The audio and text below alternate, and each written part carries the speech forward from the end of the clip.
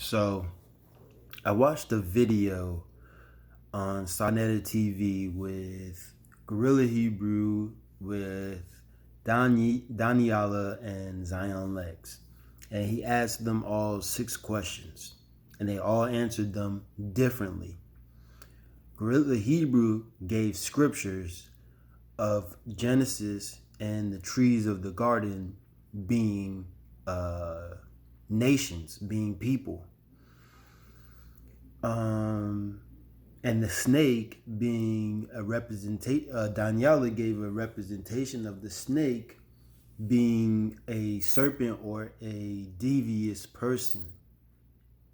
I can't really remember. I should have made this video when I watched it 3 days ago. Can't really remember what Zion Lex said, but they all came to the same conclusion with different scriptures or different perspectives. And that is what Paul was talking about when he says, for we prophesy in part. Okay? It's not that it's only the Bible that gives us the information. It is the totality of all spirituality books, as far as the Vedas, the Book of Enoch, Jasher, Avesta, even Taoism. Taoism more of a philosophy book of the way of life and the duality between good and evil. The reason I'm saying this is because we have to stop pretending that history and law are not one. The Israelites kept the law from the old world. What are the laws from the old world? It is the laws from the Sumerians. It is the laws from before the flood. It is the laws that made the gods who they were. A lot of us don't take the time out to really understand the Genesis story. This is what I would ask people. Was it God that punished Adam, or was it an angel that punished Adam?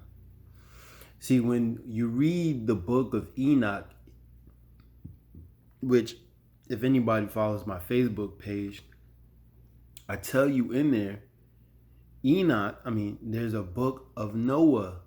Noah wrote a book. In the book of Noah, he doesn't say I. If you notice, when you get to chapter 12 in the book of Enoch, that's when Enoch starts saying I. Later on in the book of Enoch, he tells you that no one knew where he went, and then he explains it to you. So the book is basically telling you it was written after his experience. And Noah is telling you about that experience before he comes back, of what he was doing or his relationship to the gods. So before the gods were in the flesh, right? They were spiritual beings, but then some of them turned their backs on doing good in the world. They were the watchers. They were the ones.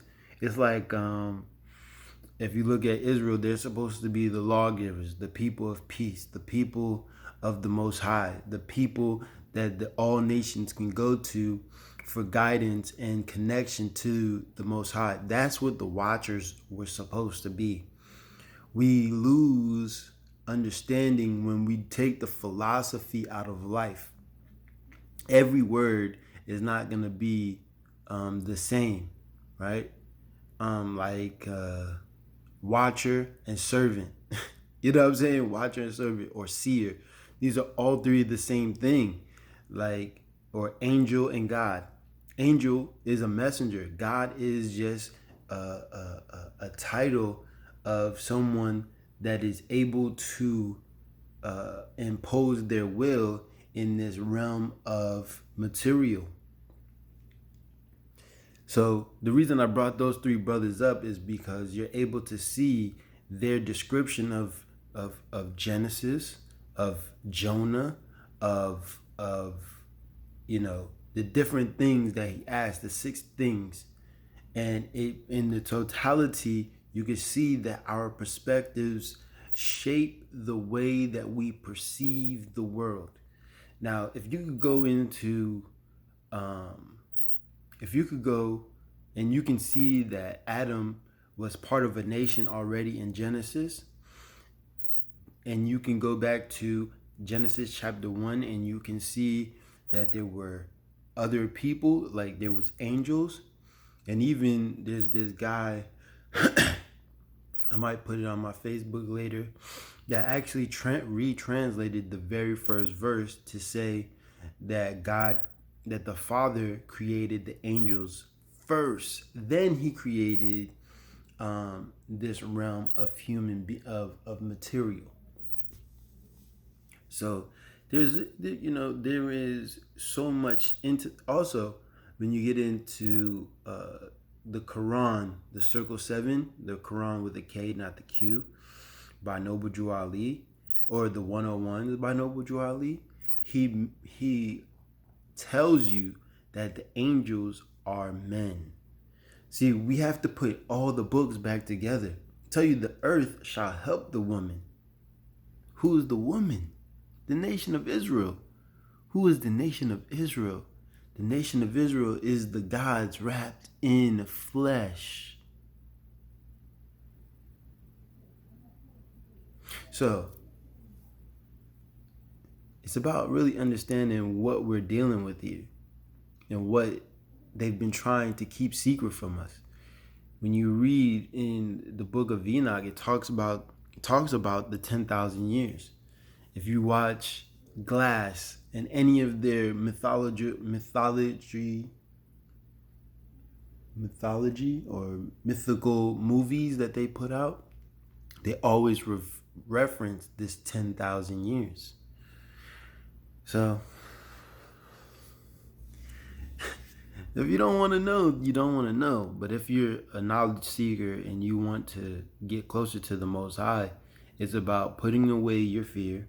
It's about putting away your preconceived notions. It's about not pretending to know what this world consists of, or knowing that you know the answers. Waiting for God to open up the sky is crazy, because Christ never told you to wait for anybody. He tells you that you're going to be doing greater works than him. Greater works.